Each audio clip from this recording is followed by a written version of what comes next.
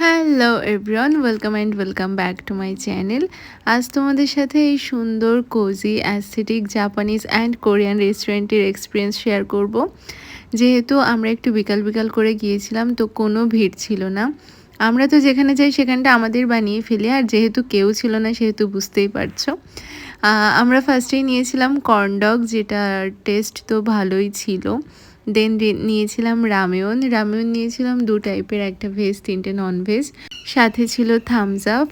দেন আমরা যে food jutsu ট্রেনটা করেছি তোমরা তো অলরেডি দেখে নিয়েছো, এবং যারা আমাকে ডেইলি দেখো না হয়তো তারাও দেখে নিয়েছো। ইনস্টাগ্রামে তো প্রচুর ভাইরাল হয়েছে, আমি তো ভীষণ খুশি। ওটার স্টেপগুলো ওদেরকে আমি শিখিয়ে দিচ্ছিলাম। কোরিয়ান ফুডগুলো তো একটু স্পাইসি হয়, আমার তো স্পাইসি খাবার খুব ভালো লাগে, আর হঠাৎ করে আমার খুব ভীষণ লেগে যায়। দেন জল খেয়ে ঠিক হই। কর্নডগটা খেতে গিয়ে চিজটা এমনভাবে বেরিয়েছিল, আমার তো খুব ভালো লাগছিল। ফাইনালি বলেই দিই, রেস্টুরেন্টটার নাম ছিল স্কুডি। ভীষণ সুন্দর, তোমরা চাইলে এক্সপিরিয়েন্স করতে পারো, আমি তো সুযোগ পেলে আবার যাব। দেন আমরা হাঁটতে হাঁটতে কোনো অটো পাইনি, তারপরে রিক্সাতে উঠলাম।